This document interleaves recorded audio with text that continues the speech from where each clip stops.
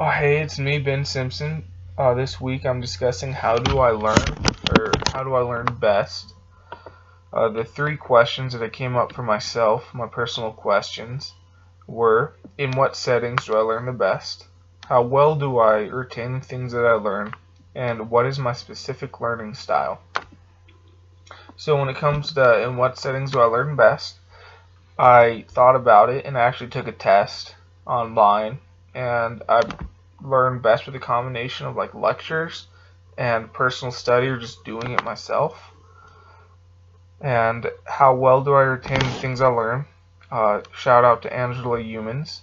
She said in her comment that one way your brain can put things into long-term storage is by using all your senses to learn. And I do that, so that's really cool that she mentioned that because I kind of already do that. I try to, or I just automatically touch things and kind of fiddle with them when I'm learning about it. And then there's what is my specific learning style, and that's the one that I want to focus on the most.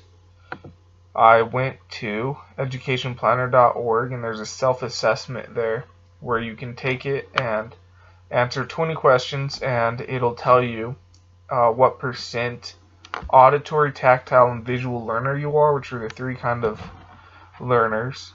And I took the test and found out that my learning style is 45% auditory, 30% tactile, and 25% visual. So that means that I learn better by listening to people explain a subject or listening to a lecture on the subject, and by doing it myself or handling a physical object regarding the subject. Which makes sense because I grew up wanting to be a mechanic, and I went to school for it for a long time. And that's pretty much all that we did was we'd hear a guy explain it, and then we'd just go do it.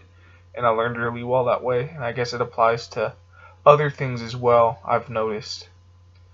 And that also applies to my own teaching style for my mission and from Sunday school classes and from other opportunities I've had to teach, because I tend to discuss it and have a discussion in the class about the subject, and then I always try to bring like a visual aid or a visual physical representation of it that my students can handle and kind of pass around and mess with while we're discussing it so that they can have that tactile experience. And I feel like that helps them retain the knowledge, mostly because I've always felt like it helped me. But I'm sure that that's adjustable for different situations, and that's something that I should learn how to do. But yeah, my personal learning style is auditory and tactile.